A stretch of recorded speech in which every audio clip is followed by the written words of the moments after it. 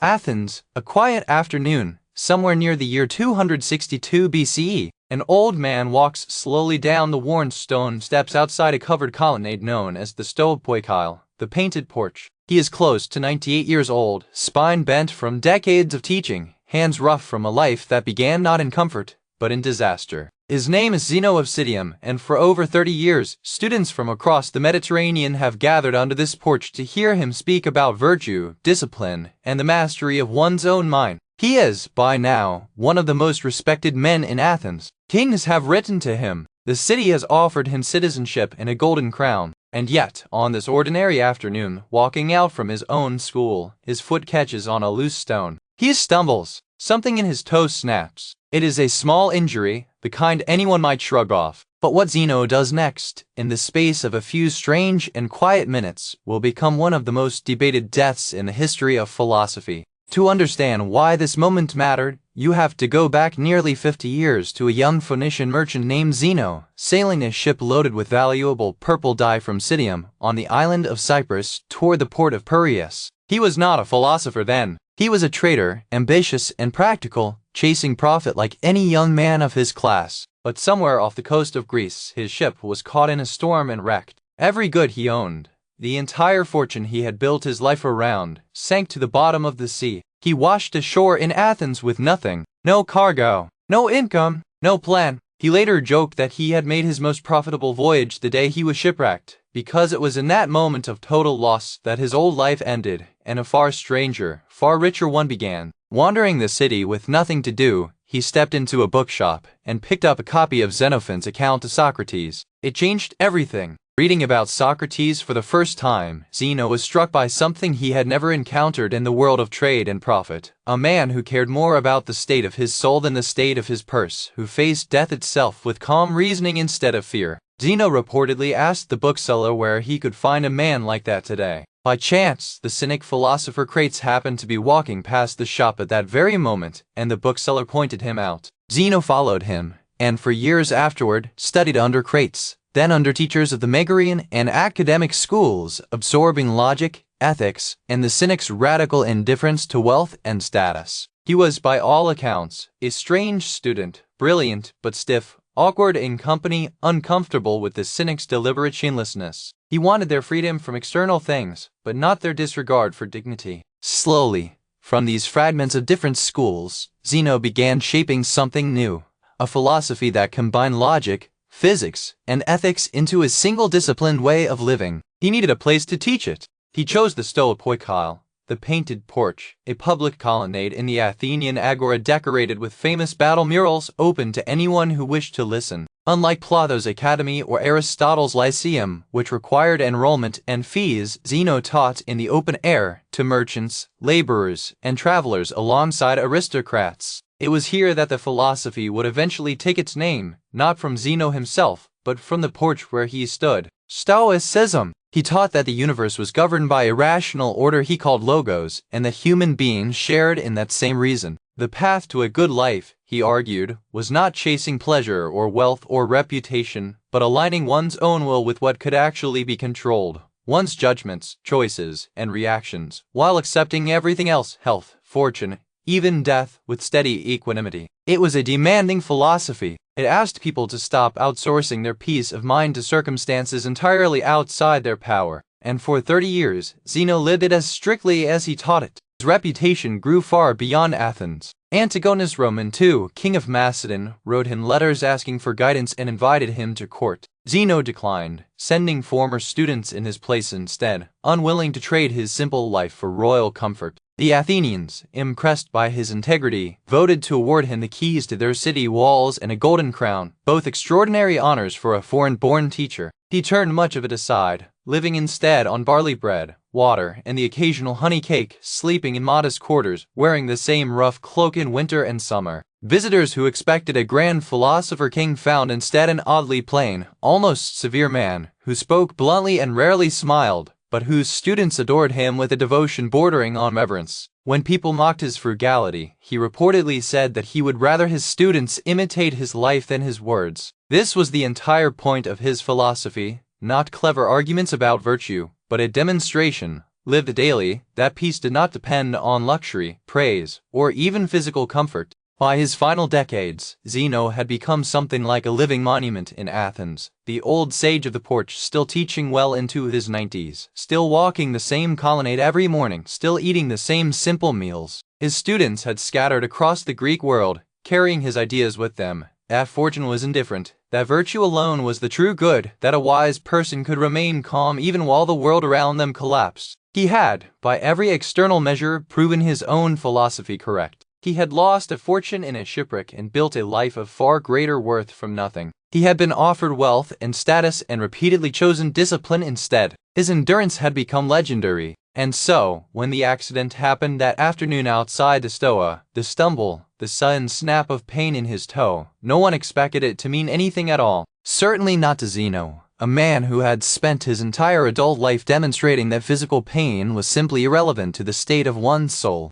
According to the ancient biographer Diogenes Laertius, Zeno reacted to this small injury in a startling way. As shot through his broken toe, he struck the ground with hand and Gadilon from the tragedy at Aphaniob. I come, what at the bowie. It was a line spoken by a character summoned toward death. Then, without another word of complaint, without calling for a doctor, without asking his students for help, Zeno simply held his breath and did not let it go. He died on the spot, on the ground outside his own school, at the base of the very steps he had climbed every day for 3 decades. There was no illness driving him toward death, no terminal disease, no unbearable suffering beyond what any of us might endure from a broken toe. Just an old man deciding in that instant that the small sign was enough, that it was time to leave, calmly on his own terms, exactly as he had taught his students that a wise person always could. To modern ears, this story can sound shocking, even disturbing. The father of a philosophy built on endurance, choosing to die rather than endure a broken toe. Did Zeno betray his own teaching in that final moment?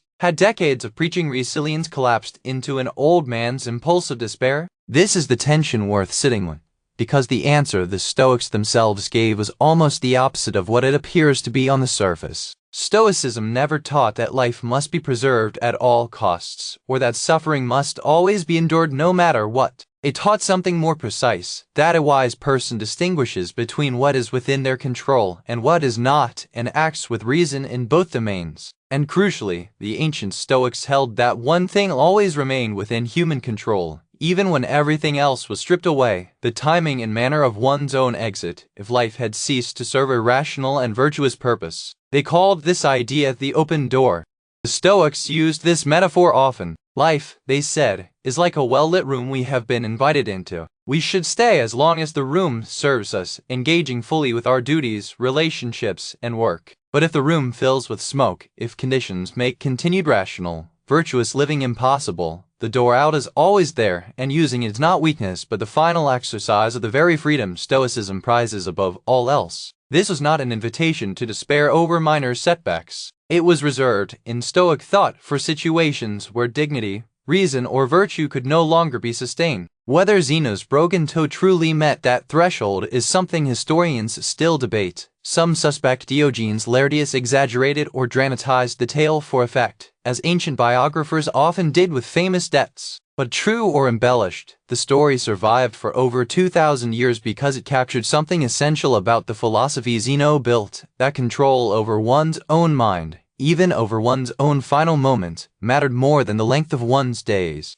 There is a deeper irony worth noticing here, one that later Stoics like Seneca and Epictetus wrestled with directly. Zeno's entire philosophy was built around the idea that external events, pain, loss, even death, should never disturb our inner tranquility. Yet in this final act, it was precisely a painful external event, a stumble, a snapped bone, that appeared to trigger his decision to die. Was this genuine philosophical resolve, calmly reasoned in an instant? Or was it, perhaps, the very human reaction of an exhausted old man who had simply run out of patience for the wear of a failing body? The Stoics themselves would say this distinction matters enormously, because the philosophy was never about suppressing pain or pretending injuries don't hurt. It was about examining honestly whether continuing to endure served a purpose and choosing consciously rather than merely reacting. Whether Zeno passed that test in his final seconds, we will never fully know. What the story endures precisely because it refuses to offer an easy answer. What we do know is how his students responded. Far from treating his death as a scandal or a contradiction, the philosophers of the porch honored it as a fitting final lesson.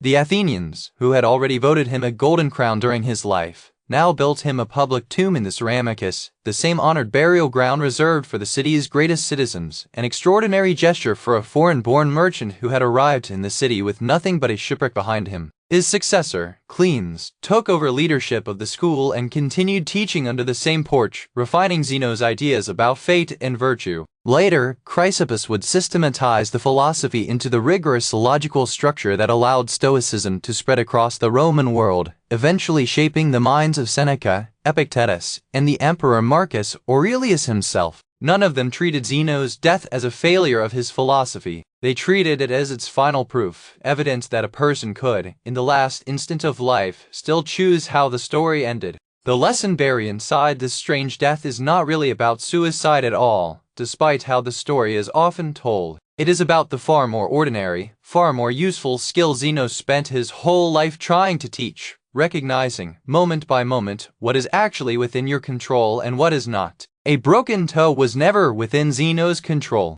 Neither was the storm that wrecked his ship decades earlier and stripped him of his fortune. What was always within his control was how he responded, whether he spent his days chasing back the wealth he lost, resenting the sea, resenting his fate, or whether he built something entirely new from the wreckage. He chose the second path for 50 years, and in his final moment, whether wisely or impulsively, he chose it one last time. The real teaching is not that pain should be met with dramatic gestures. It is that most of our suffering comes not from events themselves, but from our resistance to accepting what we cannot change, and our neglect of what we actually can. Modern life rarely hands us a shipwreck or a fatal stumble. It hands us smaller, quieter versions of the same test, dozens of times a day. A traffic delay, a cancelled plan, an unfair email from a colleague, a diagnosis, a rejection, a broken relationship. In each case, there are always two separate things happening. The event itself, which is often entirely outside our control, and our reaction to it, which is the one thing that remains fully, permanently ours.